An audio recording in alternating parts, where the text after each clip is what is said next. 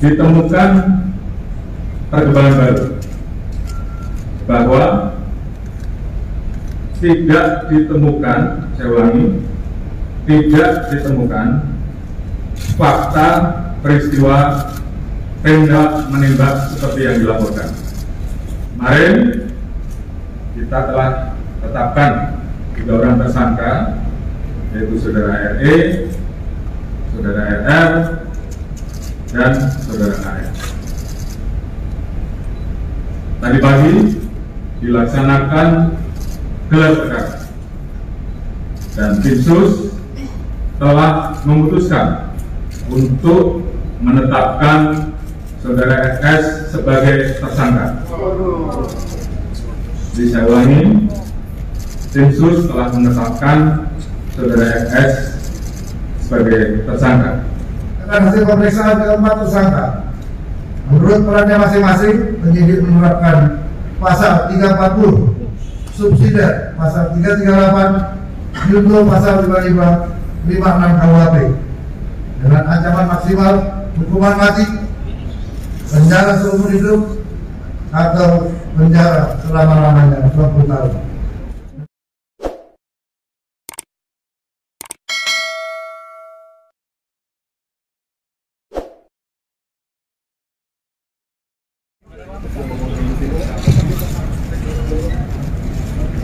Assalamualaikum warahmatullahi wabarakatuh. Salam sejahtera bagi kita semua.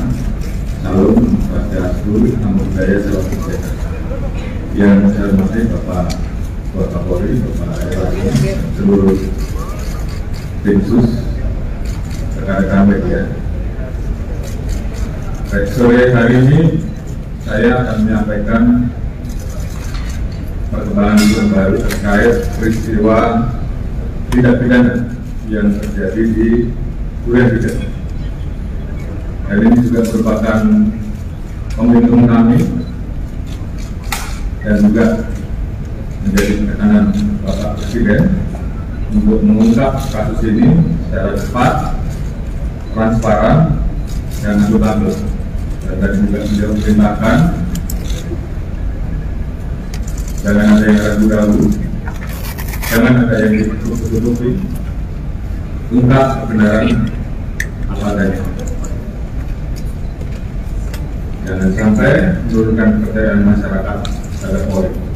Ini tentunya menjadi perintah dan amanat yang tentunya saat ini dan kemarin juga telah kita laksanakan. Tim sus telah melakukan pendalaman terhadap laporan awal menembak antara saudara D dan saudara R di Durian Tiga yang ditangani oleh Polres Metro Jakarta Selatan, dan juga dilakukan pemeriksaan di Propam Polri dan juga Polda Metro, di mana pada saat pendalaman dan olah TKP ditemukan ada hal-hal yang menghambat proses penyidikan dan kejanggalan-kejanggalan yang juga kita dapatkan, seperti hilangnya CCTV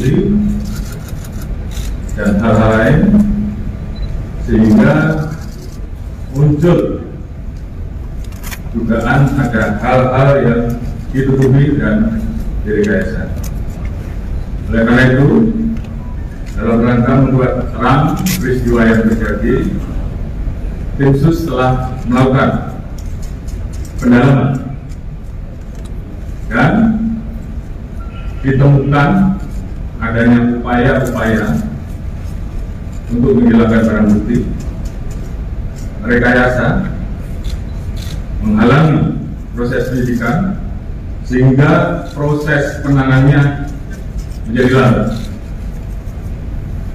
Tindakan yang tidak profesional pada saat penanganan dan olah TKP serta tindakan-tindakan tidak profesional lain pada saat penyerahan jenazah almarhum D di Jambi. Oleh karena itu, untuk membuat terang dan menghilangkan hambatan-hambatan penyidikan, beberapa waktu yang lalu kami telah mengambil keputusan penonaktifan Kapolres Metro Selatan, Kadif Aminal, Kadif Propam Polri, Kadif Propos. Kemudian tim sus juga telah melakukan pemeriksaan terhadap pelanggaran kode etik Profesi Polri ataupun tindakan untuk merusak, menghilangkan barang bukti, mengaburkan, dan merekayasa dengan melakukan mutasi ke Yanma Polri, dan saat ini semuanya dilakukan pemeriksaan. Kemarin ada 25 personil yang kita periksa dan saat ini bertambah menjadi 31 personil. Kita juga telah melakukan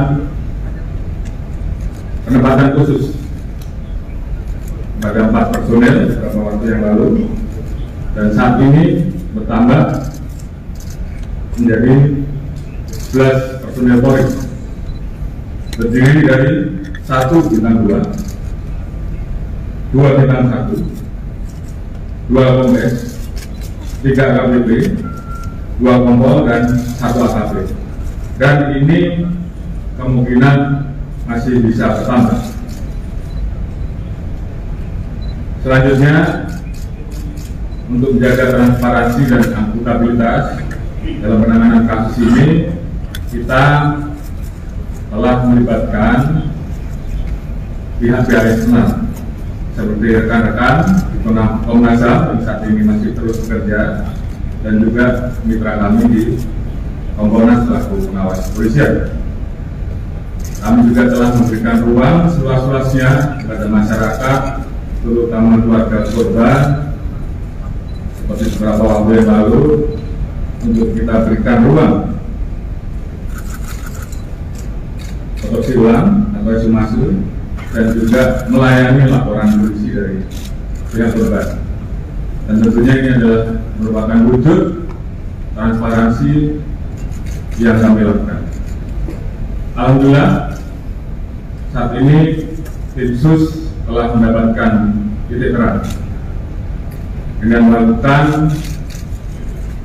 proses-proses penanganan dan pemeriksaan secara saintifik dengan melibatkan kedokteran forensik, olah TKP, dengan melibatkan tim puslapor untuk menguji balistik, mengetahui perkenalan alur dan tembakan, pendalaman terhadap CCTV dan handphone oleh puslapor, biometrik identification oleh Pusinabes, serta tindakan lain yang tentunya bersifat ilmiah.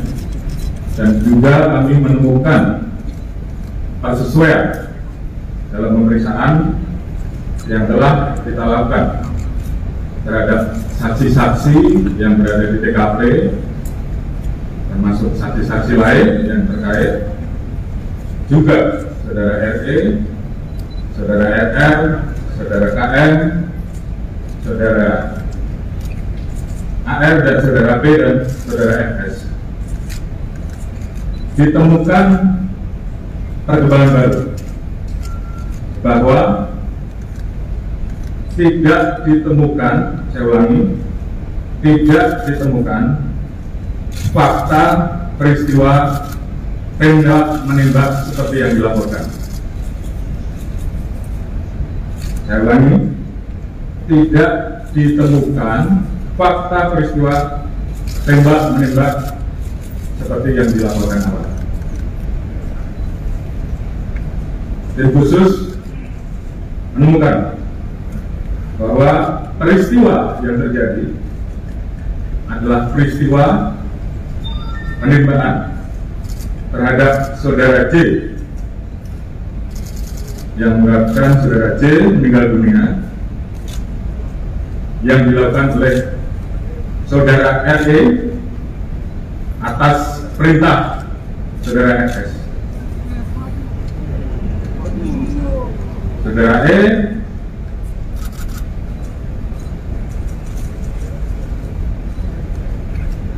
telah mengajukan visi, dan saat ini itu juga yang membuat peristiwa ini menjadi semakin terang.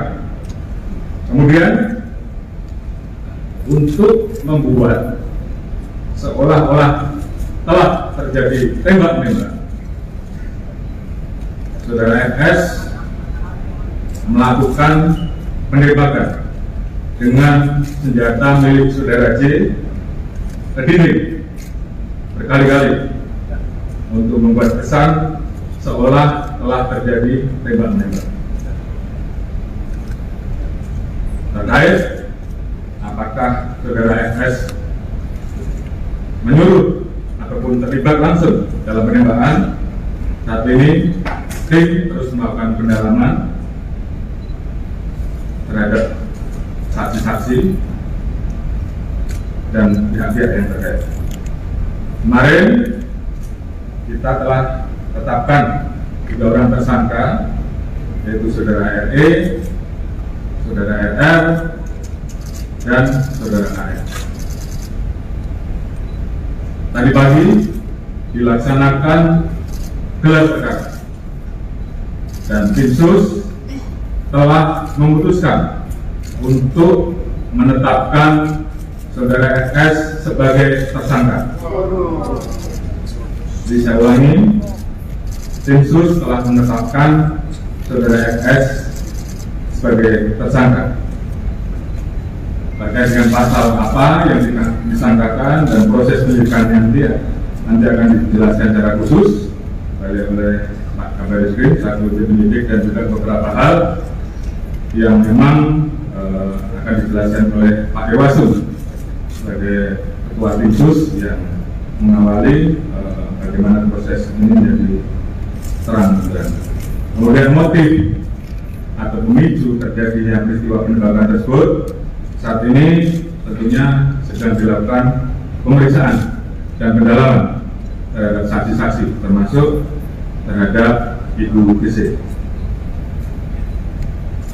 Terkait dengan penanganan oleh tim khusus terkait dengan proses dugaan pelanggaran terhadap kode etik ataupun pelanggaran tindak pidana lain yang ditemukan selain peristiwa utama, nanti akan dijelaskan secara khusus oleh Pak Dewasu, dan juga tentunya ada beberapa proses yang akan terus kami lakukan untuk melakukan audit. Mungkin selanjutnya saya serahkan kepada Pak Dewasu untuk bisa menyampaikan beberapa hal. Atas izin Bapak Kapolri dan Bapak Kapolri, kami menyampaikan perubahan yang dilaksanakan tim sus khususnya dan melaksanakan klasik khusus. Bahwa tim sus ini dibentuk oleh Bapak Kapolri yang bersangkutan lengkap yang langsung sesuai perintah Bapak Kapolri dari Baris Polri, Bapak Polri, kemudian Pak Internal, SSDM, Puskesmas, dan TIK. Kemudian Bapak Kapolri selalu menekankan pada saat rapat menyampaikan kedepankan scientific crime investigation. Saya memahami dan tim sus memahami kepada para media dan masyarakat selama 1 minggu pertama dibentuk, kami memahami seolah tim sus tidak bergerak. Kami memahami itu karena apa yang dikatakan Bapak Kapolri tadi memang benar. Kami mengalami kesulitan karena pada saat pelaksanaan oleh TKP awal dilaksanakan tidak profesional, kurang profesional, dan beberapa alat bukti pendukung sudah diambil. Selama 1 minggu kami bergerak mendalami, kemudian kami mendapatkan informasi intelijen dari Bapak Kapolri bahwa dijumpai ada beberapa personil yang diketahui mengambil CCTV dan yang lainnya. Oleh karena itu, Itpasum membuat surat perintah gabungan dengan melibatkan di Propam Polri dan Barreskrim Polri kalau melaksanakan pemeriksaan khusus kepada 56 personel Polri. Dari 56 personel Polri tersebut terdapat 31 personil Polri yang dari Bapak Kapolri sampaikan yang diduga patut melanggar kode etik profesional Polri atau KKEP.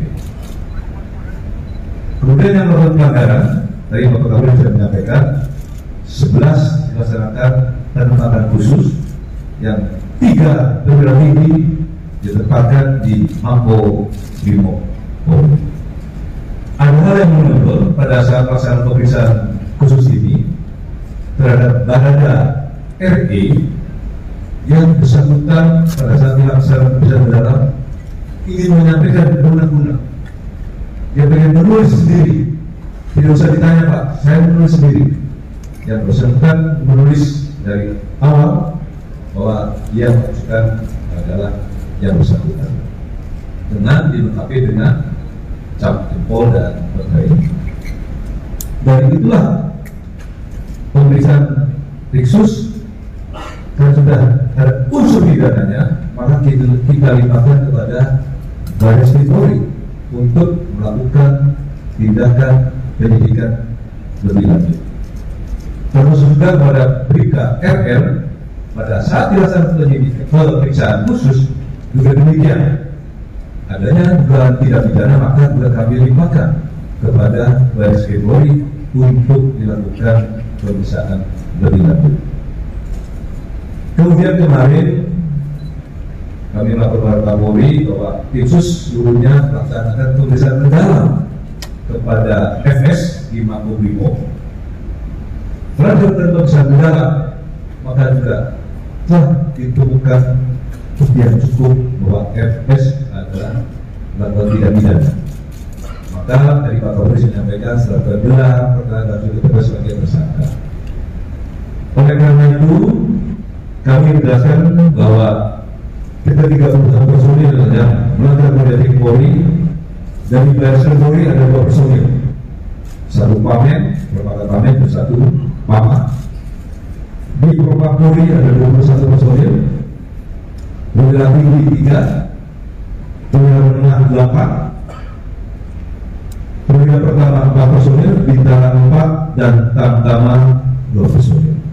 Kemudian personil Polda Metro Jaya sementara ada 7 personil, perwira pangkat menengah 4 personil, dan perwira pertama 3 personil. Rekan-rekan sekalian,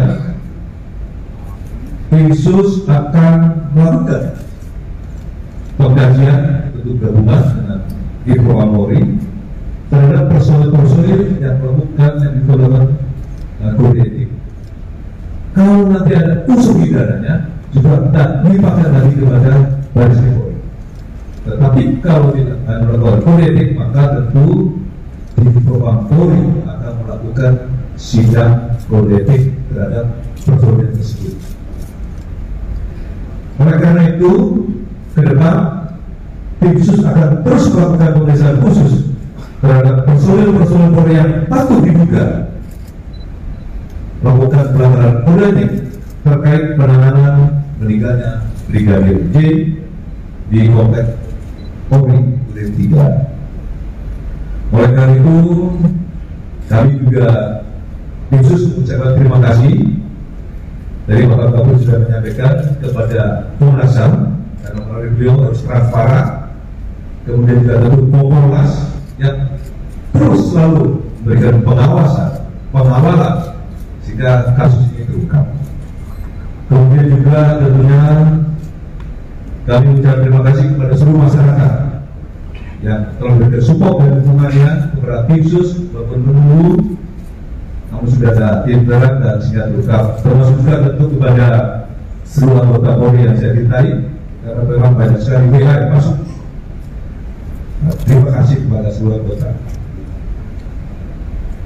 Saya kira itu Pak Kapolri. Terima kasih. Assalamualaikum warahmatullahi wabarakatuh. Ya, terima kasih Pak Irwasum yang sudah menyampaikan beberapa poin penting terkait dengan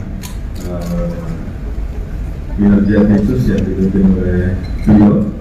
Selanjutnya Pak Kabar Eskrim saya perintahkan untuk menyampaikan terkait pasal-pasal dan mungkin proses penyidikan yang saat ini sedang berjalan.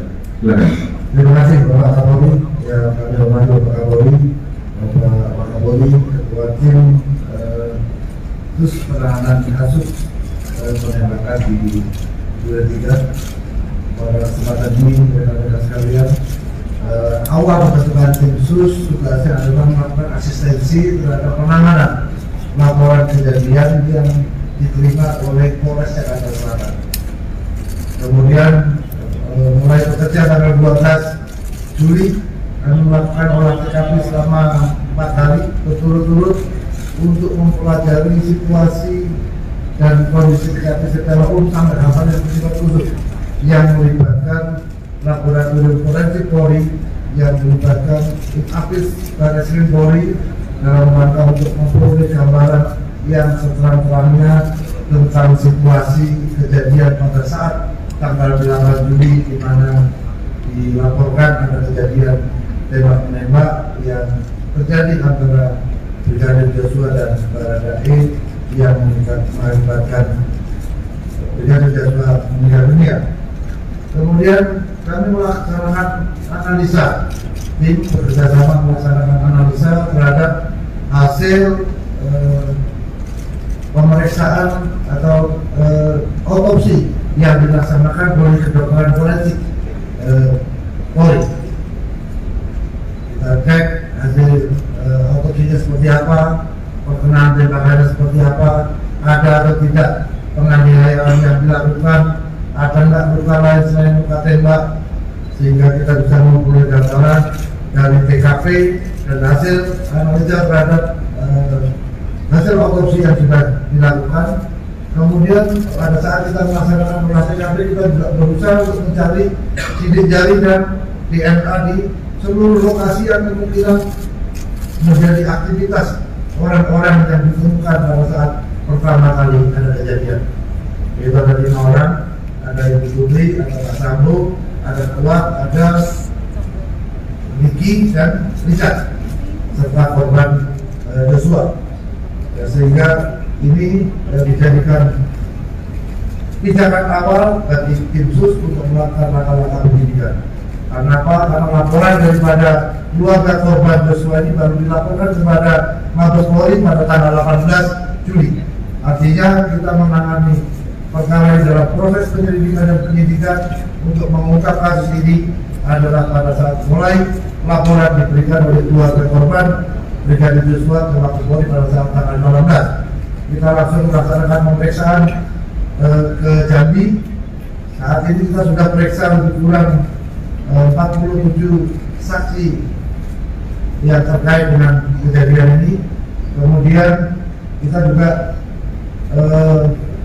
memperoleh ya tadi Pak Irwasum sudah menyampaikan beberapa kendala yang ditemukan selama proses penyidikan dan penyelidikan yang dilakukan, dan alhamdulillah dengan kegigihan daripada seluruh tim yang bekerja, karena mungkin melihat ancaman hukuman pasal 338 Junto 5556 KUHP cukup tinggi, karena yang bersangkutan tidak merasa punya kepentingan sendiri. Oleh karena itu Baradae ini membuat pengakuan yang disampaikan kepada penyidik setelah dilakukan pemeriksaan secara maraton, dan itu terjadi kepada tersangka-tersangka lainnya sampai bisa mengungkap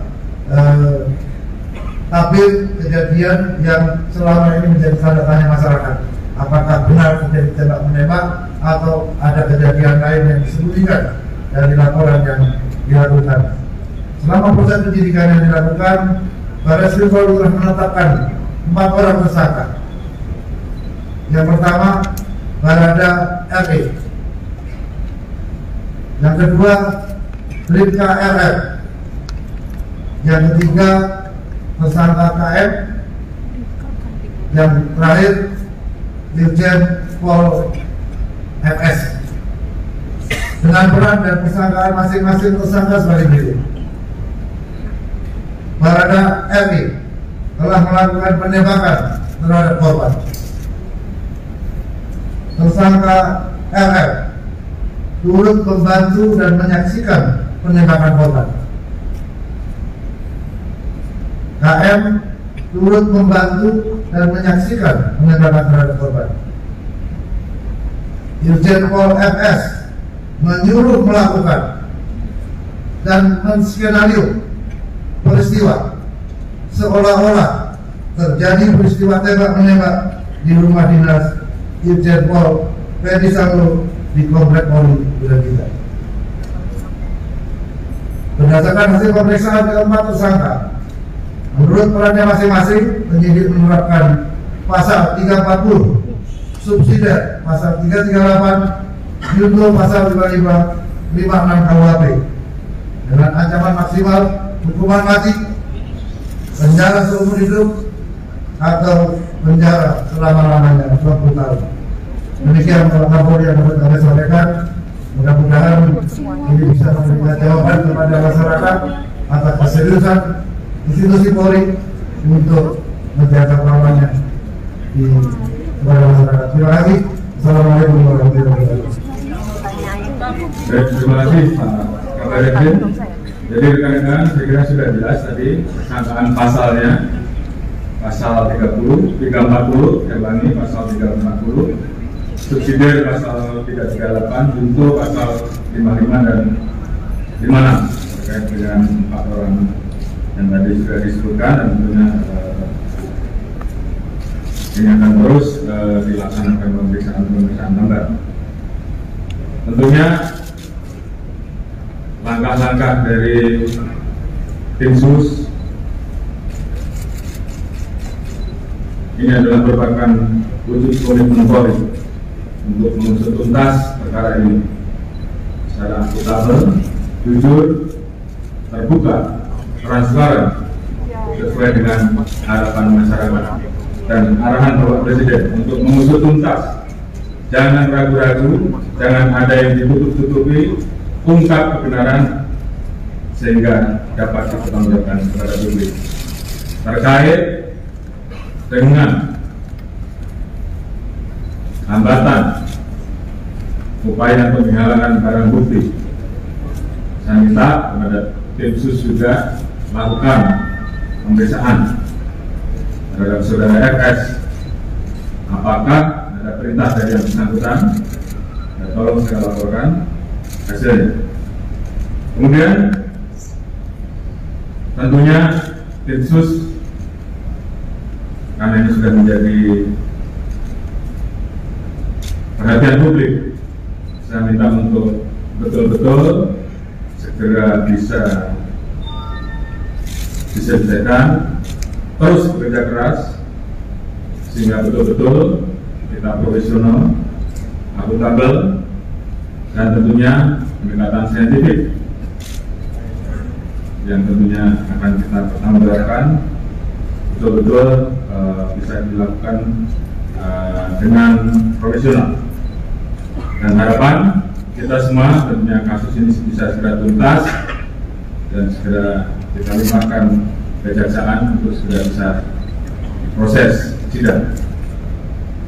Kemudian terkait dengan temuan-temuan pelanggaran kode etik maupun pelanggaran pidana lain yang ditemukan agar segera dituntaskan dan segera diproses, apakah itu dengan proses pidana atau proses etik untuk segera bisa di sidang etik ataupun segera dituntaskan untuk diproses dan diajukan ke kejaksaan.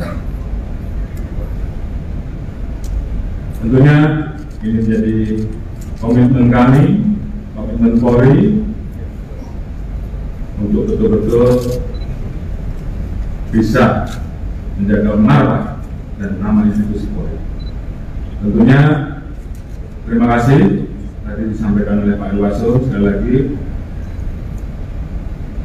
dukungan dari masyarakat, support dari masyarakat dalam memberikan semangat kepada kami untuk mengungkap agar fakta ini menjadi terang benderang, dan ini bagi kami merupakan bentuk kecintaan terhadap institusi Polri. Mungkin itu yang bisa saya sampaikan. Terima kasih. Wassalamualaikum warahmatullahi wabarakatuh.